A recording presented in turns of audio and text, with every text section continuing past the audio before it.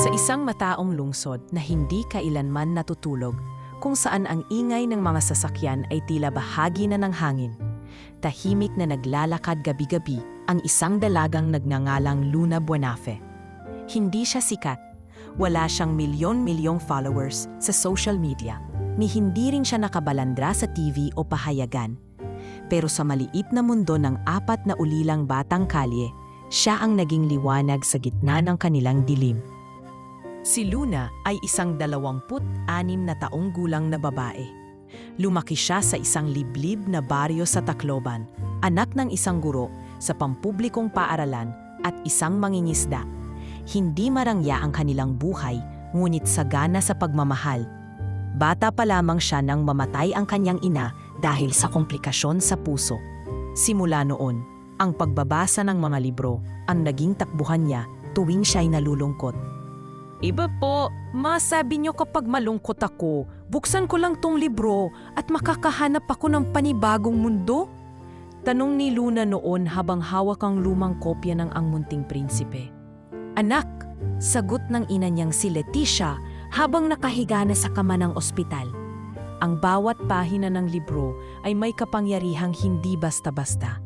Hindi man ito makakatulong sa tiyan mong kumakalam, pero kaya nitong punuin ang puso mo. 2 taon makalipas ng kanyang graduation sa kursong edukasyon, lumuwas si Luna sa Maynila. Ngunit sa halip na magturo sa pribadong paaralan, mas pinili niyang magtrabaho bilang part-time library assistant sa isang pampublikong silid-aklatan sa Maynila. Mababang sahod, ngunit malapit sa mga batang kanyang nais tulungan.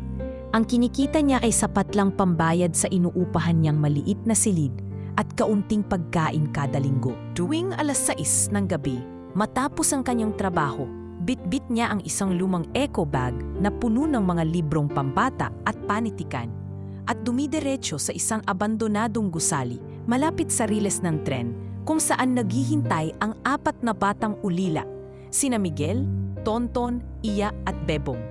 Miss Luna, anong kwento natin ngayon? Sigaw ni Miguel habang takbo sa kanyang salubong, suot ang kupas na sando at maong shorts na may punit. Teka, di pa nga ako nakaupo. Tawa ni Luna. Hablot ang bag at inilapag sa sirang bangko. Ngayon, babasahin natin ang tungkol sa isang batang sinubukang abutin ang buwan. Wow! Pwede bang sumakay sa buwan? Sabat ni Tonton, na palaging puno ng tanong. Pwede, sa imahinasyon natin, sagot ni Luna habang ngumiti. Mahirap at pagod na sa buong araw, hindi kailanman napagod si Luna sa pagbabahagi ng kwento.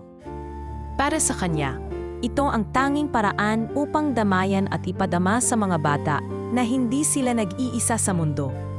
Ang mga kwento ay hindi lang basta aliw para sa mga bata. Ito ang nagiging dahilan kung bakit sila natutong makinig, matuto at mangarap. Si Miguel ay dating mainitin ang ulo. Si Tonton ay halos hindi nagsasalita. Si Iya ay takot sa anino. At si Bebong, na pinakabata, ay takot sa babae. Ngunit dahil sa konsistenteng presensya ni Luna, unti-unti silang nagbukas, nagtitiwala, at nagtanong ng mga bagay na dati ay hindi nila alam na pwede pala nilang malaman. Miss Luna, bulong ni Iya minsang gabi habang tahimik ang lahat. Lahat ba ng kwento ay may masayang wakas? Tumigil saglit si Luna bago sumagot. Hindi lahat, pero lahat ng kwento may dahilan. Kahit masakop minsan, kailangan nating malaman kung bakit. Sa managabing iyon, walang upuan kundi sira-sirang karton. Ang mga libro ay kupas. May ilang punit, ngunit masigasig pa rin binabasa ni Luna. Tinatawid ang mga pahina gamit ang boses niyang malumanay, ngunit may bigat ng emosyon. Sa likod ng kanyang tinig, naroon ang damdaming pilit na nilalabanan ang pagod at gutom, at ang hindi nawawalang pangarap para sa mga batang minsang tinalikuran ng mundo. Minsan, hindi siya nauuwi sa oras. Kung maabutan siya ng ulan, nagtatago muna sila sa ilalim ng bubong ng gusali. Kapag walang dalang pagkain ang mga bata, binibigyan niya ito ng baon niyang tinapay. Kapag may lagnat ang isa, inaakay niya ito papunta sa health center kinabukasan. Miss Luna, bakit mo ginagawa to? Tanong ni Bebong ang pinakamasungit sa apat. Napatingin si Luna sa kanya, saka ngumiti. Kasi nung bata ako, may isang taong bumasa rin ng kwento sa akin. Sabi niya, balang araw ipasa ko raw sa iba. Ngayon, kayo yung iba. Ang simpleng gabing iyon, sa gitna ng lungsod na hindi kilala ang salitang pahinga, ay naging tahanan ng 4 na ulina at ng isang dalagang naniniwala na sa bawat librong binabasa, may pusong binubuo. Sa kabila ng lahat, walang nakakakita kay Luna. Wala siyang taga-suporta, sponsor o cameraman. Pero sa puso ng mga batang kalye, si Luna ang nagsisilbing pahina ng pag-asa. Tuwing gabi, sa mundo nilang minsang walang sinulid ng pag-asa. At sa patuloy niyang pagbabahagi ng kwento, hindi niya alam na sa isang sulok ng syudad, may isang mata na nakatingin, tahimik lang, ngunit sa bawat pahinang binabasa niya, isang bagong kabanata ng kanyang sariling buhay ang palihim ng nag-uumpisa. Sa loob ng lungsod na puno ng pagkukunwari at pagmamadali, may mga sulok na hindi pinapansin. Mga eskinita at tulay na naging tahanan ng mga kaluluwang tila nilimot ng lipunan. Sa isa sa mga sulik na ito, araw-araw ay hinaharap ng 4 na bata ang mundong puno ng gutom, takot at pangungutya. Pero kahit ganito, natuto silang tumawa, maglaro at maniwala muli. Lahat dahil sa isang babaeng gabi-gabing bumabalik, dala ang mga kwento. Ngunit sa likod ng bawat ngiti ng mga batang ito ay mga kwento ng sakit na hindi madaling mapawi. Si Miguel ang pinakamatanda, 12 taong gulang, payat at may pilet sa braso. Dati siyang nagtitinda ng basahan kasama ang ama, pero simula nang makulong ito sa kasong hindi naman napatunayan, siya na ang naging haligi ng sarili niyang mundo. "Huwag kang papalad," sabi ng isang lalaking tambay, minsang inaagaw ang bote't bakal na kinolekta ni Miguel. "Wala kang karapatang mag-ipon dito." Napatingin si Miguel sa tambay. Nanginginig ang kamay, pero hindi siya umatras. "Para to sa gamot ng kapatid ko." "Pshh! Sinungaling! May gamot ba sa kalye?" At sa isang iglap, sinuntok siya sa sikmura. Tumumba sa gitna ng kalsada, habang ang mga bote kinuha. Wala siyang nagawa kundi lumuha at manatiling nakayuko. Nang gabing iyon, halos hindi siya makalakad patungo sa dating pwesto ni Luna. Pagdating niya roon, tahimik siyang naupo sa likod ng grupo. Napansin ito ni Luna at agad siyang nilapitan. "Miguel, anong nangyari sa'yo?" Tanong ng dalaga habang marahang hinawakan ang balikat ng bata. Umiling si Miguel. "Wala po, nadapa lang." Alam ni Luna na hindi totoo ang sinabi nito, pero hindi na siya nag-usisa. Sa halip, binuksan niya ang kanyang dala, ang Lihim sa Dilim. Isang librong tungkol sa batang sinubok ng dilim, ngunit natutong sumigaw sa liwanag. Sa gilid naman ng grupo ay si Tonton. Ang tahimik, palaging nakatitig sa mga pahina, pero bihirang magtanong. 8 pa lamang siya, walang talam sa kanyang pamilya. Natagpuan lamang siya sa likod ng fast food restaurant, umiiyak habang yakap ang plastik na may laman na bahagyang tinapay. "Miss Luna, paano mo po nalalaman yung mga sinasabi mo sa libro?" Tanong niya isang gabi, habang nagkakatinginan silang dalawa. "Binabasa ko ito ng paulit-ulit, kahit mahirap." "Paulit-ulit ko ring pinaniniwalaan," sagot ni Luna habang pinapahid ang pawis sa noo. "Gaya ng ginagawa mo, kahit hindi ka madaldal, naririnig ko ang tanong sa mata mo." Sa mga gabing iyon, si Iya, ang 11 taong gulang na babaeng may kulot na buhok, ay palaging nasa tabi ni Luna.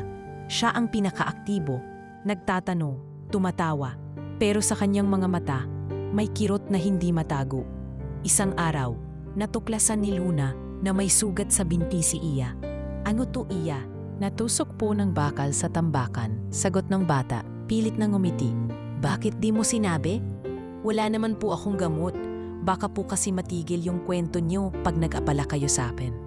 Napaluha si Luna. Hindi niya napigilang umiling. Hindi abala ang pag-aalaga. Ikaw ay bahagi ng kwento. At si Bebong, 6 na taong gulang, pinakapasaway, pinakamasungit. Pero kapag hindi binasa ni Luna ang paborito nitong kwentong, ang munting aso na hindi makatahol, Siya ang unang naglalakad palayok. Isang gabi, hindi ito dumating. Mukhang hindi pupunta si Bebong, sabi ni Iya. Napagalitan po siya ng pulis kaninang umaga. Sinipa raw yung lata sa harap ng tindahan. Dagdag ni Miguel. Sinabihan siyang salot daw, sabi ni Tonton, halos pabulong. Kinabukasan, maagang dumaan si Luna sa karinderya malapit sa eskinita at nakita si Bebong, nakaupo sa sulok, umiiyak. Bakit ka nandito? Tanong niya habang inilapit ang sarili sa bata. Hindi po ako mabuting bata. Sabi ng pulis, wala akong kwenta. Hinaplos ni Luna ang ulo nito at inabot ang isang maliit na tinapay mula sa bag. Bebong, hindi lahat ng nagsasalita ay nagsasabi ng totoo. Pero kapag binasa mo tong kwentong to, baka mas maintindihan mong hindi ka kailanman basura. Sa mga araw na sumusunod, mas dumami ang pagsubok.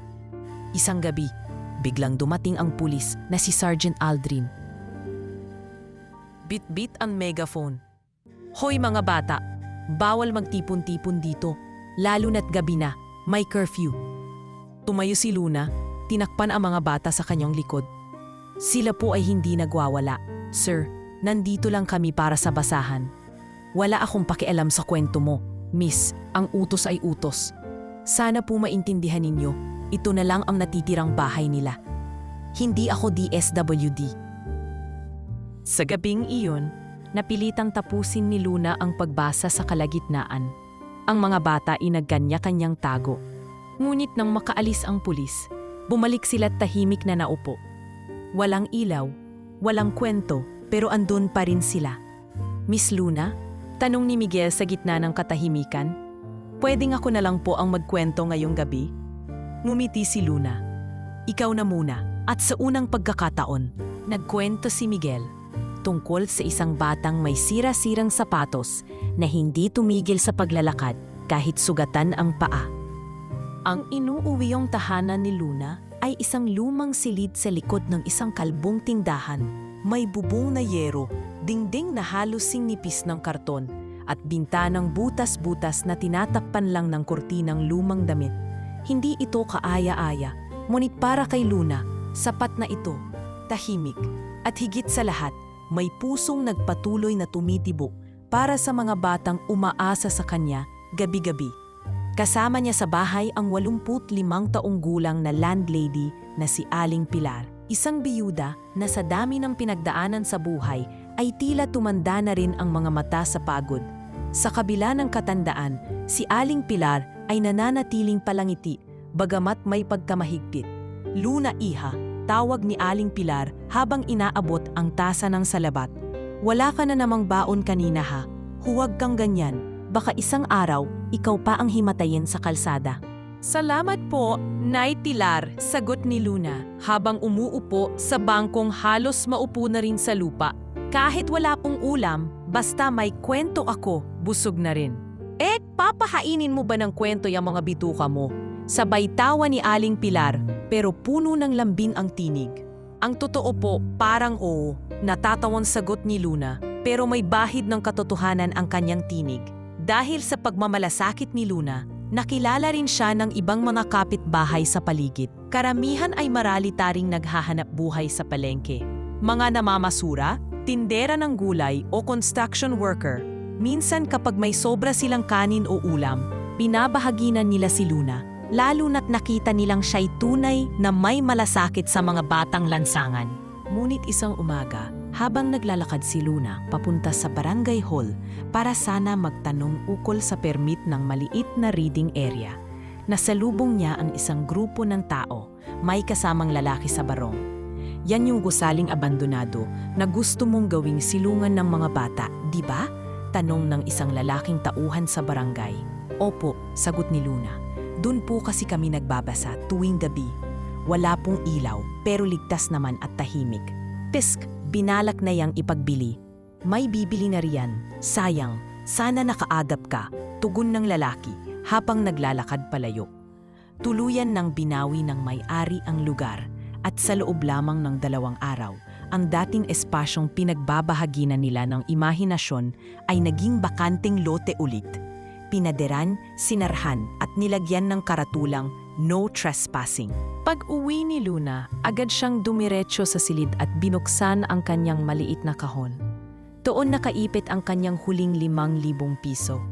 Ipon mula sa mga hindi kinain na tanghalian, regalong pamasko mula sa library at ilang barya mula sa nakaraang taon. Pang-ospital ba to o pang-kwento? Tanong niya sa sarili habang nakatingin sa ilang pirasong papel na para sa kanya ay may halaga ng gintong higit pa sa pera. Kinagabihan, habang ang mga bata ay nagkakawatak-watak sa iba't ibang kanto, nagdesisyon si Luna na gumawa ng maliit na tolda sa gilid ng eskinita. Ginamit niya ang mga lumang karton, trapal at kahoy na pinulot mula sa tambakan. Sa tulong ni Aling Pilar at ilang batang umaalalay sa kanya, nakatayo rin ang bagong bahay basahan. Miss Luna, parang mas okay po dito kaysa sa luma, sabi ni Tonton habang hawak ang bagong pininturahang upuan na gawa sa lata. Oo nga, mas malapit pa sa bahay nyo, sabat ni Miguel. Kasi naman, tayo ang gumawa kaya ramdam natin. Dagdag ni Iya habang nilalagyan ng pako ang gilid ng tolda. Bebong, ilagay mo na yung karton mo sa gilid para may upuan ka, utos ni Luna na ngayon ay abalang-abala sa pag-aayos ng lumang blackboard. Okay na Miss Luna, mas maganda nga to kasi kahit maulan, mas maraming lumulusong dito para makinig. Sagot ni Bebong na may dalang sirang payong na nagsilbing bubong. Ngunit hindi lahat ay natuwa. Kinabukasan, dumaan ang isang barangay tanod at pinagbantaan si Luna. Iha, delikado yung ginagawa mo. Baka isang araw, magdemanda ang may-ari ng lote. Huwag kang masyadong kampante sa mga bata-batang yan. Baka mamaya, sindikato pa yan. Napakagatlabi si Luna. Hindi po sila masama, wala po silang ibang lugar. Kung aalisin po kami rito, saan pa sila pupunta? Biko trabaho yan. Pero sa susunod na linggo, kung hindi yan mawala, baka magkaproblema ka. Mabigat ang loob ni Luna ng gabing iyon. Ngunit pagkakita niya sa mga bata, nakaayos, may sariling bitbit na libro. At sabik sa susunod na kwento, napawi ang kanyang pangamba. Bago tayo mag-umpisa, wika niya. Gusto ko lang sabihin na hindi importante kung gaano kaganda ang lugar natin. Mas mahalaga kung gaano kaganda ang mga puso nyo. At sa gabing iyon, habang binabasa niya ang librong Ang Bahay na Laging Bumabagsak pero Laging Tumitindig Muli, natutunan ng mga bata na ang tahanan ay hindi lamang gawa sa kahoy o semento. Minsan ang pinakamatibay na tahanan ay ang mga kwento na nagsisilbing haligi ng pag-asa. Habang unti-unting naitatayo ni Luna ang kanyang maliit na mundong puno ng kwento at pag-asa, dumarami ring ang mga bumubulong ng pagdududa sa paligid. Ngunit hindi mga salita ng ibang tao ang naging unang tunay na pagsubok, kundi ang panahon, ang galit ng kalikasan. Isang hapon, habang nadaayos si Luna ng mga libro sa silid-aklatan, napansin niyang nagdidilim ang langit.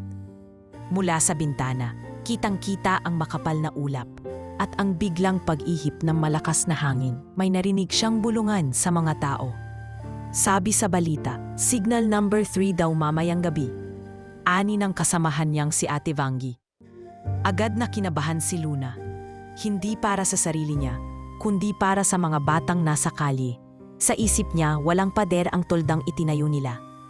Walang sapat na bubong. At higit sa lahat, wala silang masisilingan kapag dumating ang bagyo. Hindi na niya tinapos ang trabaho. Pinakiusapan si Ate Vangie na siya na muna ang mag-ayos ng huling batch ng libro. Agad siyang tumakbo palabas, dala ang payong at ecobag. Sa kalsada, nagsimula nang bumuhos ang ulan. Habang naglalakad, kinakausap niya ang sarili. Pinipilit hindi kabahan. Panginoon, sana andun pa sila. Sana ligtas sila. Bulong niya habang nilalampasan ang baha sa gilid ng eskinita. Pagdating niya sa lugar, nabungaran niya ang isa sa mga kinatatakutan niya. Wasak na ang tolda, nilipad ang trapal, nagkalat ang mga libro sa putikan. Walang bata, walang kahit anong bakas na nagpatatunay na may naganap pang masayang pagbabasa rito. Miguel, Iya, Tonton, sigaw niya, nanginginig sa lamig. Walang sumasagot. Maya-maya, may lumapit na tindera mula sa kanto. Yung mga bata, nagtakbuhan kanina. Doon sila dumaan papuntang ilalim ng tulay. Hindi na nagdalawang isip si Luna. Tumakbo siya kahit basa, kahit ang sapatos niya ay halos umangat sa putik. Sa ilalim ng tulay, sa gitna ng malamig at malakas na ulan, nakita niya ang 4 na bata. Yakap-yakap ang isa't isa, may sirang payong at basang-basang karton. "Miss Luna?" bulong ni Iya habang nanginginig. Nilapitan niya ang mga bata at agad niyakap si Miguel at Tonton. Pinulot si Bebong at tinakpan ang ulo nito ng sarili niyang jacket. "Sumama na kayo sa akin, may mas ligtas na lugar sa bahay," sabi niya. Bagamat ang silid niya ay halos kasing liit lang ng tricycle, wala na siyang oras mag-isip. Himila niya ang mga bata at tumakbo pa uwi. Pagkarating nila sa inuupahang silid, binuksan agad ni Luna ang pinto. "Pasok kayo, dali!" Napuno ang maliit na espasyo ng mga basang bata, putik at lamig. Walang espasyo ang sahig. Pinatong na lang niya ang mga damit sa karton para may mahigaan ang mga bata. Si Aling Pilar, bagamat nagulat sa pagpasok ng maraming bisita, agad na kumilos. "Luna, Diyos ko, anong nangyari?" "Nay, pasensya na po. Sa ibang araw ko na po ipapaliwanag. Kailangan lang po muna namin ng mainit na tubig." Halika! May sabaw pa sa kalan." Agad nagpakulo ng tubig si Aling Pilar. Habang abala siya, inasikaso ni Luna si Iya na tila may lagnat na. Pinunasan niya ito ng basang bimpo habang sinusubukang pasayahin ang loob ng bata. "Nanginginig ka na, Iya. Bakit di mo sinabi sa akin?" "Okay lang po. Basta po kasama ko kayo." Mahina nitong sagot habang nakapikit. Habang pinapatuyo ang buhok ng mga bata gamit ang lumang tuwalya, binuksan ni Luna ang kanyang lumang notebook at nagsimulang basahin ang isa sa mga kwentong isinulat niya noon pa. Isang kwento ng isang batang babae na lumaban sa unos. Hindi siya tinablan ng ulan. Hindi siya tinablan ng hangin. Dahil sa dibdib niya, may apoy ng tapang at pagmamahal. Tahimik na nakinig ang mga bata. Sa gitna ng kalamigan at ulan, ramdam nila ang init ng tinig ni Luna. Ilang saglit pa, dumating si Aling Pilar, bitbit ang sabaw. "O, kain muna kayo. Hindi man kwento, makakatulong to sa tiyan nyo." "Salamat po, Nay Pilar." Sabay-sabay nilang sabi, halos sabik sa bawat kutsara ng init. Kinabukasan, tinungo ni Luna ang ginibang tolda. Ang mga libro'y putikan na, ang bangko'y natumba, at ang board ay nabiyak. Pero sa halip na malibmok, pinulot niya ang bawat piraso, isa-isa. Tumutulo pa rin ang ulan, ngunit hindi na tulad kagabi. Sa kanyang likod, sunod-sunod na tumating ang mga bata. Walang imik, ngunit may hawak na walis, plastik at kahoy. "Magpulungan tayo," ani Miguel. Para sa kwento, dagdag ni Iya. At para kay Miss Luna, sabay-sabay nilang wikat. Muli silang nagtipon, hindi para magbasa agad, kundi para buuin muli ang mundo nilang sinira ng bagyo. At sa mga kamay ng 4 na ulila at isang dalagang may pusong mas malakas pa sa ulan, nagsimula na namang tumayo ang tahanan nilang gawa sa pag-asa. Pagkalipas ng ilang linggo mula sa bagyong tila sinubok ang katatagan ng kanilang bahay-basahan, unti-unti nang bumalik ang normal na daloy ng gabi sa eskinita. Balik na ang mga kwento, ang mga batang sabik sa bagong pahina, at si Luna, na sa kabila ng pagod ay hindi kailanman nagsawa sa pagyakap sa kanilang munting mundo. Ngunit isang bagong presensya ang napansin ni Luna. Isang matandang lalaki, payat, may kupas na polo at sombrerong may tadpi, ang palaging nakaupo sa dulo ng eskinita, malapit sa ilaw ng poste. Hindi ito sumasali sa grupo, hindi rin nakikialam. Tahimik lang itong nanunood habang nagbabasa si Luna. Minsan, bigla na lang itong aalis sa gitna ng kwento. Minsan, andoon siya buong gabi. "Mukhang may bagong audience tayo," biro ni Luna, minsang kinausap si Tonton. "Sino po siya?" tanong ng bata habang sinisilip ang matanda mula sa likod ng tolda. "Hindi ko rin alam, basta andyan lang siya gabi-gabi," sagot ni Luna. Kinabukasan, habang naghahanda si Luna ng gamit sa gilid ng kanyang inuupahang silid, may kumatok sa pinto. Pagbukas niya, bumungad ang matandang lalaki, may hawak na supot ng tinapay. "Ito, para sa mga bata," maikling sabi ng matanda, halos hindi tumitingin. "Ah, Salamat po, kayo po yung madalas sa eskinita, di ba? Tanong ni Luna habang maingat na kinuha ang supot. Tumango ang matanda, saka dahan-dahang lumakad palayo. Nagtataka si Luna. Wala sa itsura ng lalaki na kaya nitong mamigay. Sa damit pa lang at kalagayan nito, halatang ito rin ay salat sa buhay. Ngunit gabi-gabi, makikita siyang nag-iiwan ng kaunting biskwit, minsan prutas at minsan kahit isang lata ng sardinas sa gilid ng tolda. Tahimik, hindi naghihintay ng kapalit o pasasalamat. Isang gabi, nang matapos ang kwento at nag-alisan na ang mga bata, tinapik ni Luna ang balikat ng matanda habang ito ay papalayo. Pasensya na po, pero pwede ko po ba kayong makausap sandali? Napalingon ang matanda. Ako? Opo, ako po si Luna at kayo po. Royal Cruz, sagot nito. Wala naman akong masyadong kwento. Tagapakinig lang ako. Ngunit hindi naniniwala si Luna na ganoon lang iyon. Inanyayahan niya si Mang Royal na maupo saglit sa gilid ng bangkong kahoy. Sa ilalim ng ilaw ng poste, nagsimula ang kanilang munting pag-uusap. Akit po gabi-gabi kayong andoon. May hinahanap po ba kayo? Tanong ni Luna, diretso pero may paggalang. Sandaling natahimik si Mang Roel, saka siyang ngumiti. Malungkot, ngunit hindi mapait. Wala. Siguro, naghahanap lang ako ng alaala. Dati kasi, driver ako ng isang pamilya. May anak yung amo ko, mahilig sa libro. Palaging sinasama ako tuwing may storytelling siya. Nang pumanaw ang amo ko, parang nawala rin ang liwanag ng kwento. Pamilyar po ang kwento ninyo, ani Luna, habang hawak-hawak pa rin ang kanyang kwaderno. Ako rin po, nawala rin ang kwento noong nawala ang mama ko. Kaya siguro nagbabasa ako ulit. Alam mo, Hija, sabi ni Mang Roel, hindi lahat ng nawawala ay nawawala lang basta. Minsan, binabalik sila sa atin sa ibang anyo. Tulad mo, nakikita ko sa iyo yung anak ng amo ko. Hindi sa itsura, kundi sa puso. Napayuko si Luna. Hindi niya inaasahan na ang tahimik na matanda sa kanto ay may ganitong lalim. At hindi rin niya alam na may ganoong epekto pala siya sa iba, lalo na sa mga tulad ni Mang Roel. Simula noon, naging mas bukas na ang matanda. Paminsan-minsan, siya na mismo ang nag-aalok ng tulong. Siya ang nag-aayos ng mga sira-sirang kahoy sa gilid ng tolda. Siya ang nagdadala ng timba ng tubig para linisin ang paligid. At minsan, siya na rin ang nag-aasikaso sa mga bata habang inaayos ni Luna ang kwento. Miss Luna, si Lolo Roel po parang lolo na namin. Ani Bebong isang gabi. Tapos po, kayo ang mama namin. Paano na lang kung mawala kayo? Tanong ni Iya habang nakapikit sa kwento ni Luna. Habang may kwento, hindi ako mawawala. Sagot niya, habang pinapahawak sa mga bata ang lumang aklat na may punit sa gilid.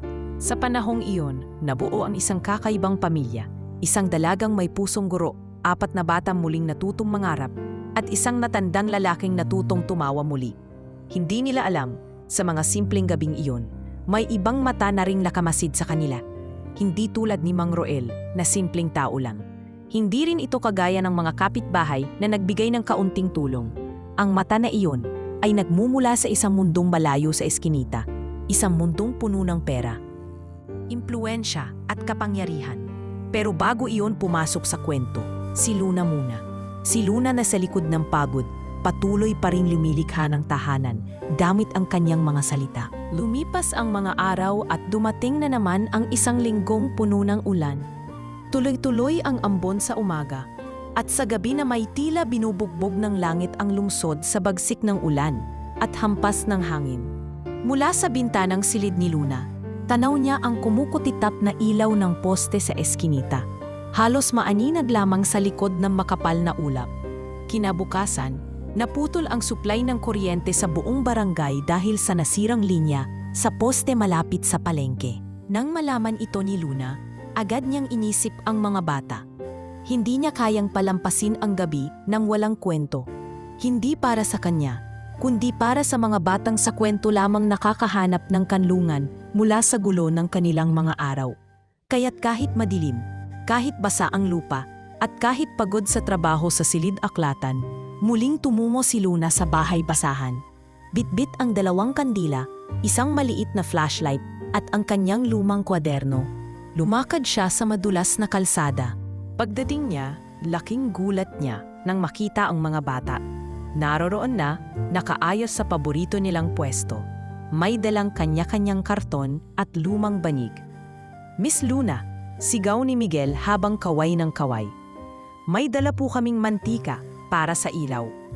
Wala pong ulan ngayon, kaya nilagyan na namin ng trapal yung gilid." Dagdag ni Tonton. "May kandila rin po ako," sabat ni Bebong sabay abot ng piraso ng nakatirik na kandila sa lata. Natawa si Luna. "Parang mas handa pa kayo sa akin ngayon, ha?" "Siyempre po," ani Iya. "Hindi po kami papayag na walang kwento." Inilatag ni Luna ang kanyang gamit sa gitna, inilawan ng kandila ang paligid at naupo sa harap nila. Bagamat mahina ang ilaw, kitang-kita ang ningning sa mata ng bawat bata. Para bang sa dilim na iyon, mas maliwanag ang imahinasyon nila. "Ngayong gabi," panimula ni Luna, "babasahin ko sa inyo ang isa sa pinakauna kong sinulat. Hindi ito sikat, pero para sa akin, ito ang pinaka-espesyal." Binuksan niya ang kwaderno.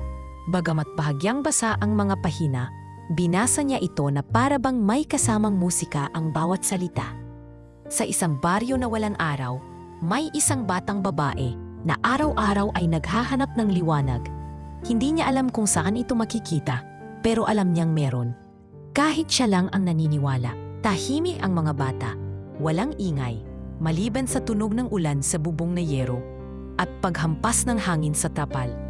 Ang batang iyon, pagpapatuloy ni Luna, ay sinasabihan ng lahat na sayang lang ang oras niya.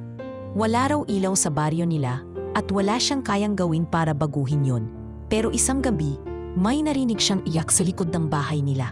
Aglapit niya, nakita niya ang batang lalaking nagugutom, kaya't kahit wala siyang makain, binigyan niya ng huling tinapay ang bata. Ang bata pa lang iyon ay may lihim. Sa bawat tinapay na natatanggap niya, unti-unting nagkakakulay ang paligid. Tumango si Tonton na tila ngayon lang nakakita ng kwentong nagsasalamin sa kanila. "Miss Luna," bulong niya, "parang tayo yung mga bata sa kwento." "Hindi lang parang," ani Luna. "Tayo talaga." Pagkatapos ng kwento, inilabas ni Luna ang isang tahon na naglalaman ng ilang notebook at lapis, mga gamit na pinag-ipunan niya ng ilang buwan. Isa-isa niyang iniabot ito sa mga bata. "Ano po to?" tanong ni Miguel, hawak ang notebook na may pabalat ng karton. "Gusto ko sanang kayo naman ang magsulat ng sarili niyong kwento," ani Luna. "Alam niyo, hindi lang ako ang may boses. Lahat tayo. Kayo, may kwento rin kayo at panahon na para marinig yon." "Totoo po," ani Iya, halos di makapaniwala. "Oo, isulat niyo kung anong gusto niyong ikwento. Walang mali, walang tama. Basta mula sa puso." Mula sa gabing iyon, sa ilalim ng kandila at sa gitna ng ulan, nagbago ang ritmo ng bawat gabi. Hindi na lamang si Luna ang nagsasalita. Natutong magsalita rin ang mga bata sa pagsusulat. Sa panulat, nakahanap sila ng kapangyarihan. Si Miguel ay nagsulat ng kwento tungkol sa batang lalaking inapi pero lumaban sa paraang tahimik. Si Iya naman ay gumuhit ng mundo kung saan walang batang natutulog sa gutom. Si Tonton ay nagsimulang magkwento tungkol sa ingay sa paligid na unti-unting nauunawaan. At si Bebong, ang dating walang imik, ay gumawa ng kwento tungkol sa isang lola at batang palaging galit pero natutong magmahal sa huli. Isang gabi, habang binabasa ni Luna ang isang kwento ni Miguel, napaluha siya. "Anong meron, Miss Luna?" tanong ng bata. "Naalala ko lang ang sarili ko. Noon, ako lang ang nagsusulat para sa sarili ko. Ngayon, may mga bata nang nagsusulat at bawat salita may lakas na mas higit pa sa kahit anong libro sa mundo. At habang ang dilim ay patuloy na bumabalot sa eskinita, mas maliwanag pa sa kandila ang init na nagmumula sa mga puso ng mga batang muling natutong bumuo ng sarili nilang liwanag." Hindi inaasahan ni Luna na ang gabi ng kwento sa dilim ay magiging simula ng isang mas malaking paglalakbay, isang pagbabagong hindi na lang limitado sa eskinita, kundi aabot hanggang sa mundo ng mga taong ni minsan ay hindi nila inakalang makakaabot sila. Isang Sabado ng gabi, habang muling nagbabasa si Luna sa ilalim ng simpleng ilaw ng kandila. May napadaan na estudyante sa kursong journalism mula sa kalapit na universidad. Si Mira, 19 na taong gulang, ay nagsasagawa ng photo documentation para sa kanilang final project tungkol sa mga liwanag sa gitna ng kahirapan. Napansin niya ang kakaibang eksenang iyon, isang babae, basang-basang trapal, nakapalibot ang 4 na batang nakangiti. At isang kandila ang tanging nagsisilbing liwanag habang binabasa ng babae ang kwento sa kwaderno. Agad siyang huminto at kinuha ang kanyang DSLR camera. Dahan-dahang lumapit at kinuhanan ng larawan ang buong eksena. Hindi para sirain ang katahimikan, kundi upang ihinto ang mundo at ipakita sa iba ang ganda ng tagpong iyon. Isang araw ang lumipas. Nakaupo si Luna sa silid-aklatan. Nag-aayos ng mga bagong dating na libro. Bigla siyang tinapik ng kasamahang si Ate Vanyi. "Luna, teka lang, ikaw ba to?" Sabay pakita ng cellphone. Nakita ni Luna ang larawan niya kasama ang mga bata. Nakapaskil sa Facebook page ng isang estudyanteng blogger na si Mira. Sa caption, nakasulat, "Nakilala ko si Ate Luna. Ang babaeng gabi-gabi ay binabasahan ng libro ang mga batang lansangan sa ilalim ng dilim. Wala siyang pera, wala siyang kamera, pero siya ang pinakamaraming naiilawan." Nagulat si Luna. Nang tingnan niya ang bilang ng likes, mahigit 150,000 na sa loob lang ng 12 oras. May libo-libo shares at ang comment section ay punong-puno ng paghanga, emosyon at mga tanong kung paano sila matutulungan. Hindi nagtagal, umabot ang post sa ilang media pages at youth organizations at agad na naging viral sa social media. Sa loob lamang ng 2 araw, may mga dumadating ng messages sa inbox ni Mira. Gusto nilang magpadala ng libro, pagkain, school supplies o kahit simpleng sulat para kay Luna at sa mga bata. Ngunit sa gitna ng pagmumungkahi ng tulong, may ilan ding nagduda. May mga nagkomento ng, "Basta staged lang yan. Ginagamit lang ang mga bata para sumikat. Saan napupunta ang mga donation?" Agamat hindi pa siya tumatanggap ng kahit anong donasyon, naapektuhan si Luna sa mga paratang. Nahulog ang loob niya sa tanong, ganun ba talaga ang mundo? Kapag gumagawa ka ng tama, kailangan mo pang patunayan sa lahat na totoo ka? Habang pinagmamasdan niya ang mga komento sa kanyang borrowed na cellphone, lumapit si Miguel.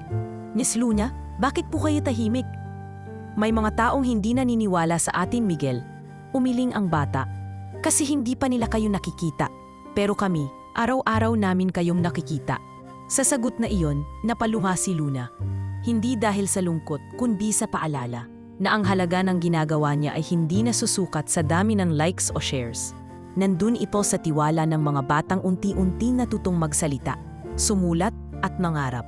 Habang lumalaki ang usapin online, may isang hindi inaasahang bisita na nagpadala ng mensahe kay Mira, isang representative mula sa isang malaking private foundation na pagmamay-ari ng isang kilalang negosyante, si Don Elias Monteverde.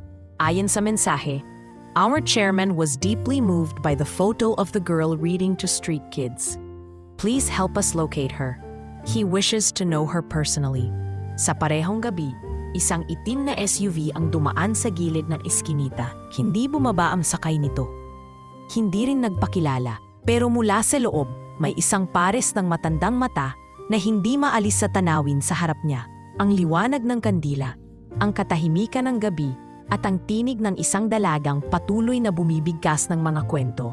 Sa gitna ng ulan at putik, ang matandang iyon ay si Don Elias. Habang tumutunog ang ulan sa bubong ng sasakyan, mahinang bulong ang lumabas sa kanyang bibig. "Let's find out who she really is." Hindi pa alam ni Luna, pero ang munting larawan na yun ay magbubukas ng pinto hindi lamang para sa mga batang kalye, kundi para rin sa sarili niyang nakaraan na matagal nang nakabaon sa dilim. Sa itaas ng isang matayog na gusali sa Makati, sa loob ng opisina na may salaming tanaw sa kabuuan ng lungsod, nakaupo si Don Elias Monteverde. 75 taong gulang, kilalang negosyante, real estate magnate at chairman ng Monteverde Foundation. Ngunit sa kabila ng kapangyarihan at yaman, may bumabagabag sa kanya. Isang larawan. Ang larawang iyon ay ang viral photo ni Luna, nakaupo sa gitna ng eskinita Binabasahan ng libro ang mga bata sa ilalim ng kandila. Paulit-ulit niya itong tinitingnan, para bang may pamilyar sa dalaga. Hindi niya alam kung ito ay isang alaala, isang anino ng nakaraan, o isang paalala ng matagal ng sakit na pilit niyang nililimot. Mr. Monteverde, sabay lapit ng kanyang sekretary, na-trace na po namin ang pangalan ng babae, Luna Buenafe, 26 years old. Nakatira sa isang paupahang silid sa Tondo, part-time library assistant, voluntary literacy advocate sa lansangan. Tahimik si Don Elias, pinikit ang mata at pinakiramdaman ang bawat impormasyon. May kamag-anak ba siya? May tatay na mangingisda raw sa Tacloban, pero matagal nang walang balita. Ang ina ay pumanaw na raw noong bata pa siya. Sa puntong iyon, biglang napahawak si Don Elias sa kanyang dibdib. Tumayo siya, dahan-dahang lumakad papunta sa isang lumang kahon na nakaimbak sa kanyang bookshelf. Kinuha niya ang isang album, may alikabok pa, at binuksan ito. Isang larawan ang nandoon, isang babae, hawak ang isang batang may mahabang buhok, 6 na taong gulang pa lamang. Luna, bulong ni Don Elias. Kung buhay ka pa, bakit ka andyan? 3 dekada na ang nakalilipas mula nang mawala ang kanyang nag-iisang anak na babae, kasama ang kanyang dating kasambahay at yaya nitong si Leticia. Ayon sa ulat noon, nalunod ang bangka nilang sinasakyan habang pauwi sa probinsya. Natagpuan ang bangkay ng kasambahay pero hindi kailanman nahanap ang katawan ng bata. Naging saksi si Don Elias sa bawat taon ng paghahanap at sa bawat taon ng pagkatalo. Natigil lamang ang paghahanap nang siya mismo ang mawalan ng pag-asa. Don Elias, pulong ng kanyang assistant. Handa po kaming ayusin ang meeting kung gusto niyong makipagkita sa babae. Hindi, mahina ngunit mariing sagot ng matanda. Hindi tayo lalapit agad. Obserbahan niyo muna siya. Alamin kung totoo ang kanyang puso. Hindi ko kailangan ng isa pang mabubulok sa loob ng sistema para lang tumanggap ng pangalan. Mabilis na gumalaw ang foundation. Isang maliit na team ang ipinadala sa Eskinita. Kunwaring dokumentaryong grupo na gustong gumawa ng feature tungkol sa mga literacy volunteers. Si Luna, kahit gusto kong marinig nila ang sarili nilang boses. At kung ako ang unang taong magsasabing may kwento sila, baka paniwalaan nila.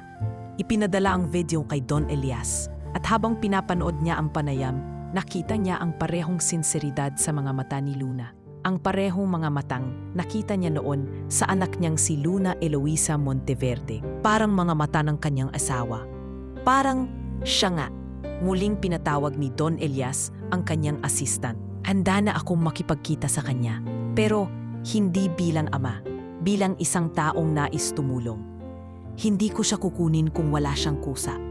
Sir, gusto niyo po bang sabihin agad ang posibilidad na siya ang nawawala niyong anak? Hindi pa. Ayokong magdulot ng kasinungalingan sa pag-asa niya. Hindi pa ako sigurado. Pa-DNA test muna tayo. At kung totoo man, ipapakita niya muna sa akin kung sino talaga siya. Hindi dahil sa dugo, kundi dahil sa puso. Kinabukasan, isang formal letter of invitation ang dumating sa bahay ni Luna. Bitbit ng isang lalaki sa itim na coat. Nang buksan niya ito, nabasa niya ang liham. Ganganing Luna Buenafe, nais po namin kayong anyayahan sa isang personal na pagpupulong ng isa sa mga taga-suporta ng literacy program sa lungsod. Walang obligasyong pinansyal, tanging pagkilala lamang sa inyong ginagawa. Nasa inyo ang pagpili. MF. Hindi alam ni Luna kung tatanggapin ito, pero sa loob-loob niya, may pakiramdam siyang ito ay isang pinto patungo sa kung anong matagal na niyang hinahanap. Hindi pera, hindi kasikatan, kundi sagot. Sa kabilang dako ng lungsod, habang umiihip ang malamig na hangin, nakatayo si Don Elias sa kanyang balkonahe. Tangan ang larawan ng nawawala niyang anak. At kung hindi ikaw, salamat pa rin. Dahil sa puso mo, parang nabuhay siya muli. Ang umaga pagkatapos matanggap ni Lua ang liham ay tila mas tahimik kaysa dati. Hawak-hawak niya ang sobre habang nakaupo sa gilid ng maliit na mesa sa inuupahang silid. Ilang beses niyang binasa ang imbitasyon mula sa Monteverde Foundation. May bahagi sa kanya na gustong tanggapin agad ang paanyaya, ngunit mas nangingibabaw ang pag-ahalinlangan. Bakit ako? Bakit ngayon? Bulong niya sa sarili. Anong meron sa ginagawa ko na kailangang mapansin ng ganito kataas? Walang sagot ang silid. Ang tanging tunog ay ang mahinang ugong ng hangin mula sa bintana at yabag ni Aling Pilar habang naglalatag ng damit sa sampayan. Luna, tawag ni Aling Pilar mula sa labas. May dumating na naman, gusto kang kausapin. Lumabas si Luna at nakita ang dalawang lalaki na formal ang bihis, may dalang kamera at clipboards. Ayon sa kanila, sila ay mula sa isang programang pan-edukasyon na gustong i-feature ang kanyang ginagawa. Dati ay iniwasan niya ang media, pero napagtanto niyang maaaring ito na ang tulay para matulungan ang mas maraming bata. O sige po, pero sana wag po nating ipakita ang mga bata kung hindi sila handa. Kwento lang po nila ang mahalaga, hindi ang mukha nila. Wika niya, tumango ang grupo. Sa panayam, ibinahagi ni Luna kung paano siya nagsimula, ang hirap ng gabi-gabing pagbasa sa lansangan, at ang mga simpleng pangarap niya para sa mga batang pinapakinggan siya. Minsan po, wika niya sa kamera, gusto ko lang ng isang lugar na may bubong, may mesa, may ilaw. Hindi para sa akin, para sa mga batang ito na minsang sinabihan na wala silang silbi. Subalit hindi naging madali ang mga sumunod na linggo. Matapos ang viral post at mga balita, pinagpiestahan ng mga espekulasyon ang kanilang lugar. Dumami ang mga dayong dumaraan sa eskinita. May mga nagkukuhanan ng larawan na hindi nagpapaalam. Ang dating payapang bahay-basahan ay tila naging exhibit ng kahirapan. Dito muling naramdaman ni Luna ang bigat ng kanyang layunin. Hindi ito palabas. Sambit niya minsan habang tinatakpan ang mukha ni Tonton mula sa kamera ng isang vlogger. Ito ay buhay namin. Hindi nyo ito pwedeng gamiting palamuti para lang umani ng views. Kasabay ng gulong iyon, nagkaroon ng abiso mula sa may-ari ng lote kung saan nakatayo ang kanilang tolda. Ibebenta na raw ito sa isang kumpanyang magtatayo ng warehouse. Binantaan silang paalisin sa loob ng 2 linggo. Miss Luna, saan na po tayo pupunta? Tanong ni Iya habang hawak ang kanyang kwaderno. Hindi pa natin alam, pero hindi tayo titigil hanggat hindi tayo nakakahanap ng panibagong tahanan. Dahil dito, napilitan si Luna na gamitin ang natitirang ipon. Mga perang dapat ay para sa pagkain at pangmatagalan, para bumili ng ilang yero, plywood at pako. Sa tulong ni Mang Roel, ni Aling Pilar, at ng ilang dating estudyante mula sa library, muling nagtayo si Luna ng pansamantalang silungan sa isang masikip na bahagi ng bakanting lote malapit sa estero. Hindi ito kasing ganda ng dati, sabi ni Luna sa mga bata habang pinapahid ang pawis sa noo. Pero habang may espasyo para sa kwento, may espasyo pa rin para sa pag-asa. Lahat sila ay nagtulungan.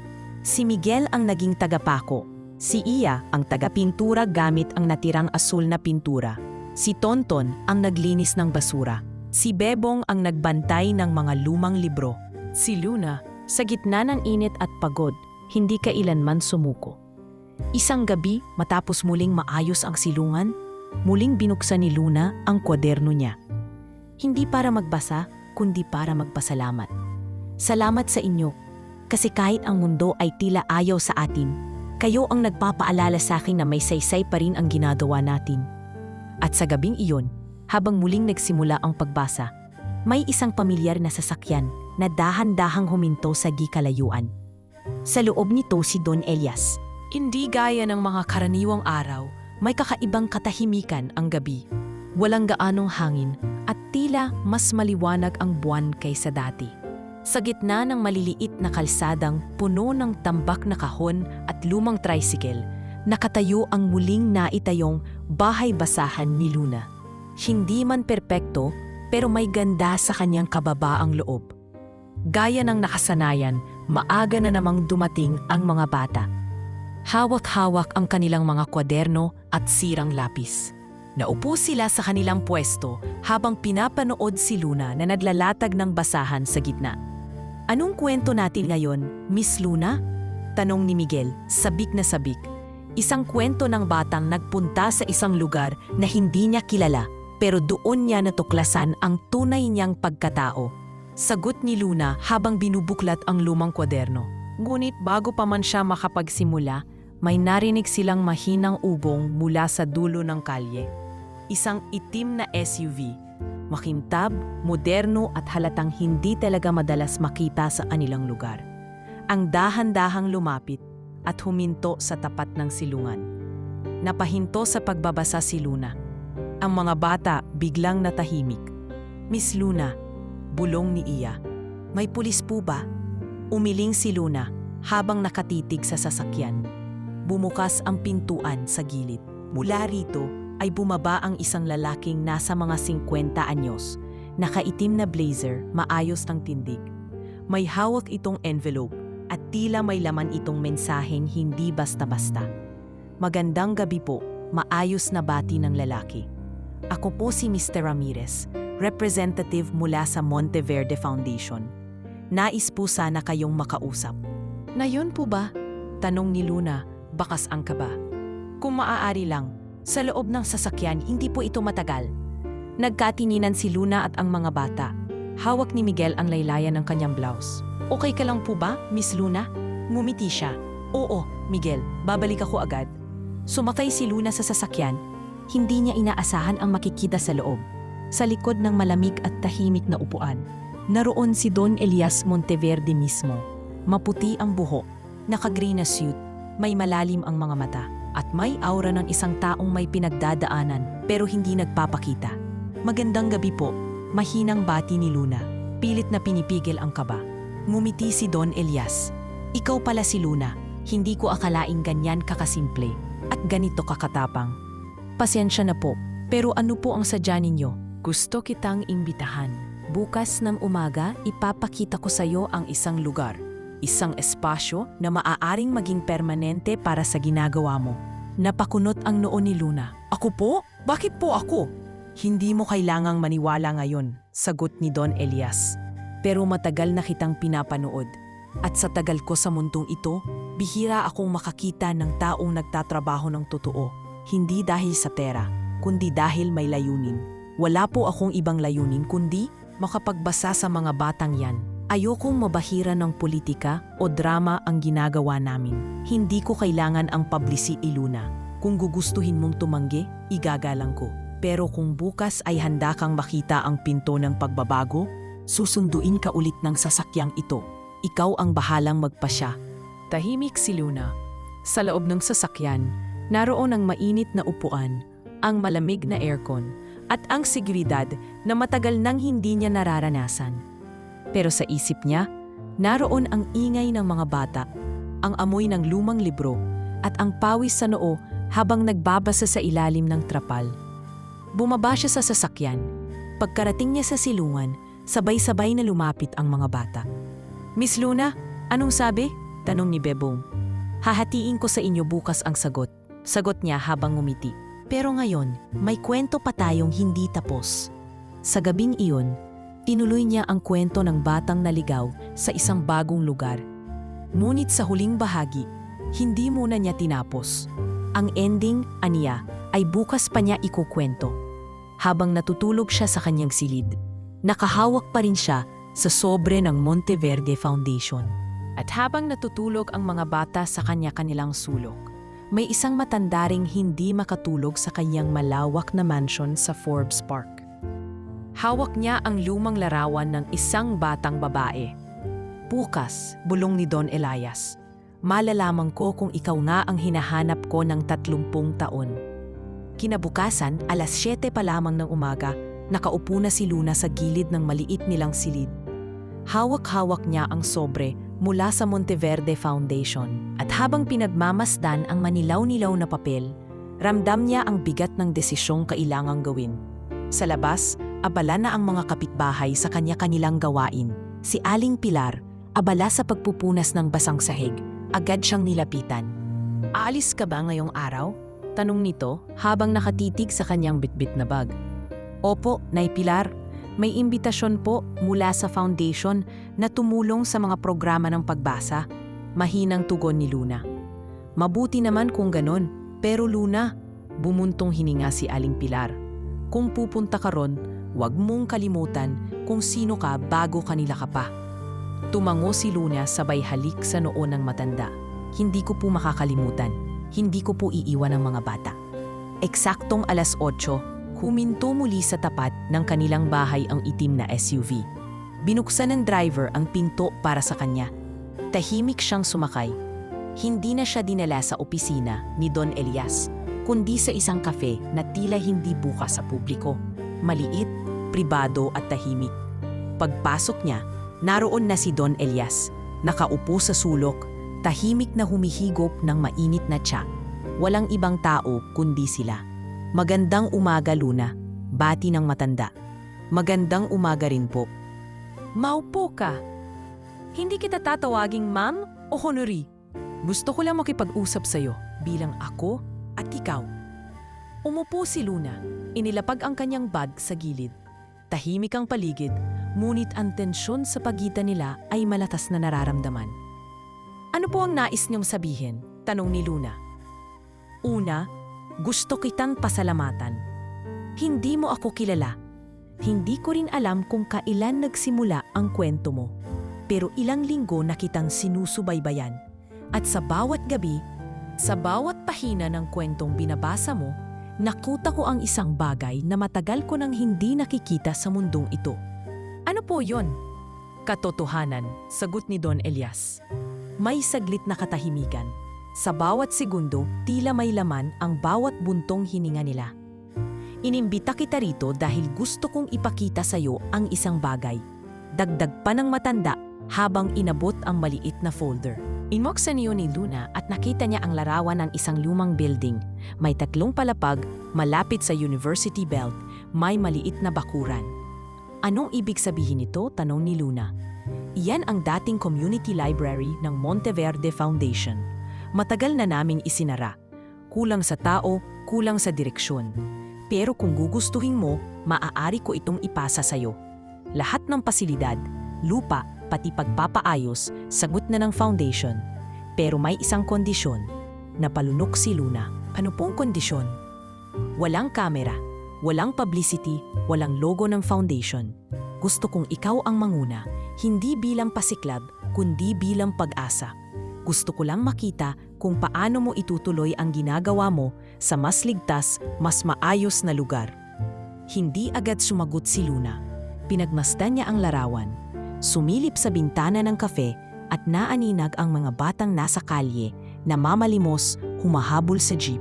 Kung papayagan po ako, gusto kong tawagin niyong lugar na Bahay Basahan. Doon po magsisimula ang bagong kabanata namin. Ngumiti si Don Elias. Isang magandang pangalan. Pero bakit ako? Tanong ni Luna muli. Sa dami po ng mga taong may programa, may pondo, bakit ang isang tulad kong halos wala? Dito ay tumigil ng ilang segundo si Don Elias bago tumugon. Sa tinig niyang mababa, may halong bigat ng alaala. Dahil ikaw ang paalala ng isang batang matagal ko nang hinahanap. Hindi na idinugtong pa ni Don Elias ang ibig niyang sabihin. Hindi pa ngayon. Tumayo siya at iniabot kay Luna ang susi ng gusali. Kung handa ka, pwede mo na itong bisitahin bukas. Pero ang tunay na pinto, hindi ko maibibigay. Ikaw ang bubukas niyan. Habang pauwi si Luna sa SUV, hawak niya ang susi at ang folder. Sa kanyang dibdib, ramdam niya ang takot. Pero mas malakas ang tibok ng panibagong lakas. Pagdating niya sa eskinita, sinalubong agad siya ng mga bata. Miss Luna! Sigaw ni Miguel. Nasaan po kayo? May bago akong kwento, tugon ni Luna, habang inilalabas ang susi. Anong kwento po yon? Tanong ni Tonton. Mumiti si Luna. Kwento ng bahay na walang bubong noon, pero ngayon may sariling pinto. Sa unang pagkakataon, hindi si Luna ang nagbasa ng kwento ng gabing iyon. Sa halip, isa-isang nagsalita ang mga bata habang nakaupo sila sa ilalim ng ilaw ng gasera. Hawak nila ang kanilang sariling mga kwaderno, mga pahina ng kwentong sila mismo ang sumulat. Si Miguel ang unang tumayo. Ito po ang kwento ko, anya, habang hawak ang kanyang notebook. Tungkol po ito sa batang lalaki na takot sa dilim. Pero hindi na natatakot kapag naririnig niya ang boses ng isang babae na nagkukwento. Sinundan siya ni Iya. Yung akin naman po, tungkol sa batang babae na hindi marunong sumulat pero natutong magsalita gamit ang mga mata. Habang nakikinig si Luna, hindi niya mapigilang mapaluha sa kabila ng lahat ng hirap, ng takot at ng pangungutya mula sa iba. Narito sila ngayon, mga batang dati binansagang salot. Ngayon ay may boses, may kwento at higit sa lahat, may dignidad.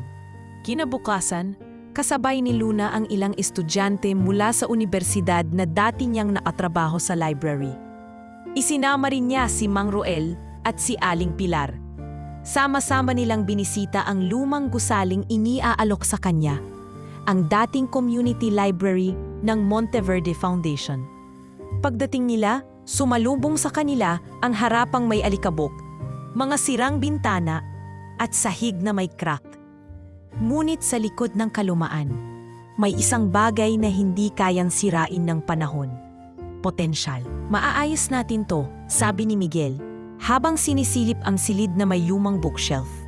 Ang lapad po ng bakuran, pwede tayong magtanim ng halaman, sabat ni Iya. Ang taas ng kisame, pwedeng magsabit ng mga lantern, dagdag ni Tonton. Miss Luna, may silid para sa tulugan ng mga batang walang uuwian? Tanong ni Bebong. Pinagmasdan ni Luna ang bawat bahagi ng gusali mula sa dating silid-aralan hanggang sa lumang opisina sa itaas. Naisip niyan ang dating tambakan ng alikabok ay maaari na ngayong maging taguan ng pangarap. Sa tulong ng mga dating estudyante, agad silang nagsagawa ng paglilinis at pag-aayos. May nagtapyas ng damo, may nagwalis ng bawat sulok, may naglapat ng pintura sa mga pader. Ang Monteverde Foundation, bagamat hindi nagpakilala sa publiko, ay nagpadala ng ilang kagamitan, tables, shelves, floor mats, first aid kits at isang solar-powered light system para sa gabi. At sa gitna ng bagong yugto, itinayo nila ang karatula sa harapan ng gusali, bahay-basahan, para sa bawat batang may kwento at sa bawat kwentong may batang natututo. Hindi nagtagal, nagsimula nang dumating ang mga bagong bata mula sa ibang bahagi ng lungsod. May nagsabing narinig nila ang tungkol sa libreng pagbabasa. May iba naman ni hindi pa marunong bumasa pero gustong makinig. Ito na nagsimulang gumawa ng mas formal na programa si Luna. May schedule ng pagbabasa, may oras ng pagsusulat, at may panahon para sa paglalaro at pagkain. Nagtulungan ang mga estudyanteng volunteer para magsilbing reading facilitators. Si Mang Roel ang naging tagabantay ng lugar tuwing araw. Si Aling Pilar naman ang tagaluto ng lugaw at tinapay para sa mga batang dumadalo. Hindi na lamang ito isang eskinita. Hindi na lamang ito isang tolda. Ito na ngayon ay isang komunidad. Isang gabi, habang nagpapahinga sa lumang upuang kahoy sa labas ng bagong silid-aklatan, nilapitan si Luna ni Don Elias.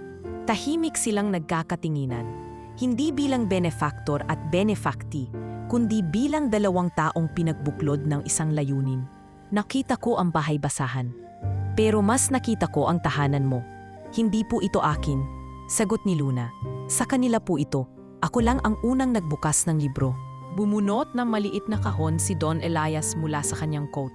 Ito ang huling kopya ng birth certificate ng nawawala kong anak. Ang pangalan niya rin ay Luna. Nanlamig ang katawan ng dalaga.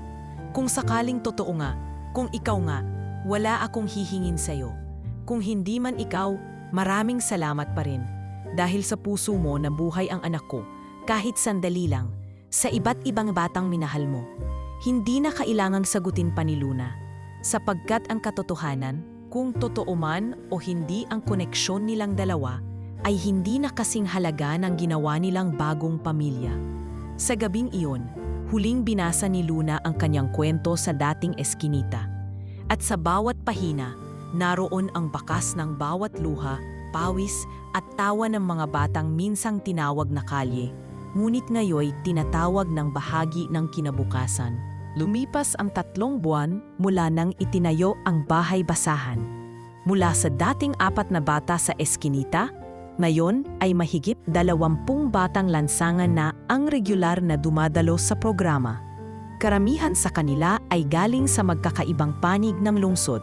May galing sa ilalim ng tulay, may tumatakbo pa galing sa trabaho ng nanay sa palengke, at may mga iniwan na mga magulang sa terminal ng bus. Sa bawat gabi ng pagbasa, lumalalim ang samahan. Minsan nagkukulang sa pagkain, minsan nauubos ang lapis, pero hindi nauubusan ng pag-asa. Isang araw dumating ang isang dokumentong hindi inaasahan ni Luna. Galing sa isang lokal na health center kung saan siya pinasuri ng Monteverde Foundation ilang linggo ang nakaraan bilang bahagi raw ng annual volunteer checkup. Nang buksan niya ito, hindi siya agad makapaniwala. 99.8% DNA match. Ang pangalan sa kabila, Don Elias Monteverde. Ang babae, Luna Eloisa Monteverde. Parang umikot ang mundo niya. Buong buhay niya, inakala niyang siya ay anak lamang ng isang nangingisda at guro.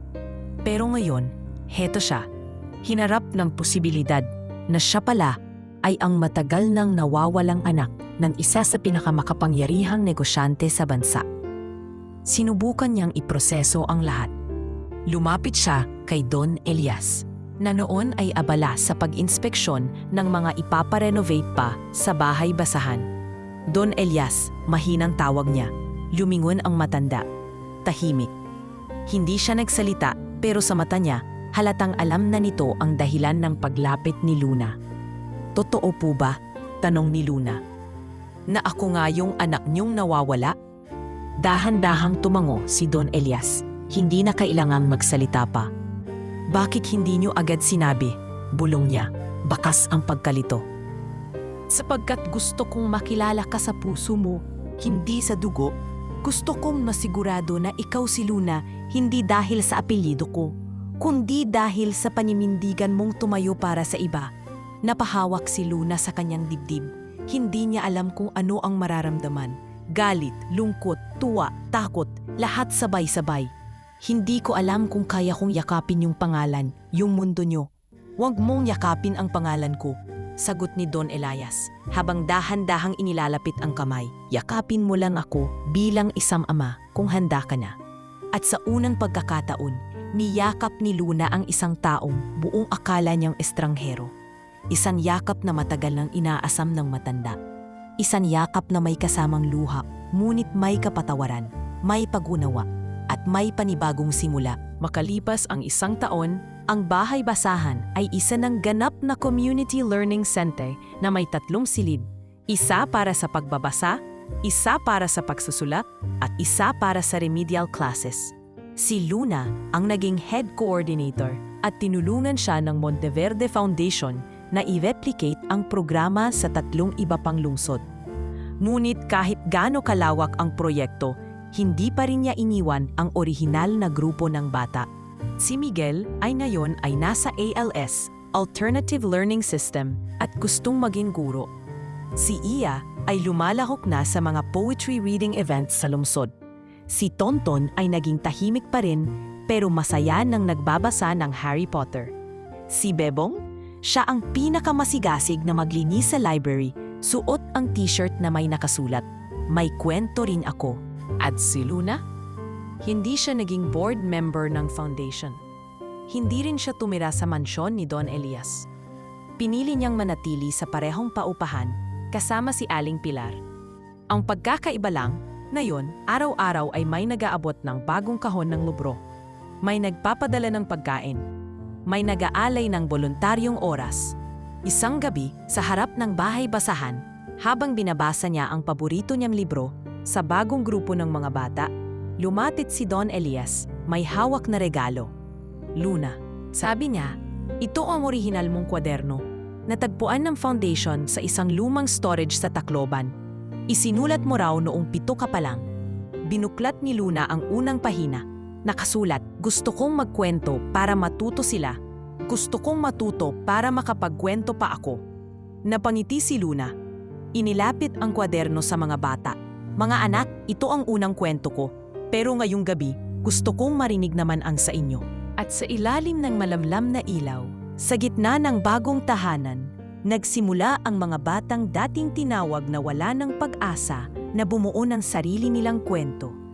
Dahil ang tunay na koneksyon ay hindi laging nasa dugo. Minsan, nasa pagitan ito ng dalawang pusong nagtagpo sa gitna ng dilim at nagliwanag, hindi para sa sarili, kundi para sa mas marami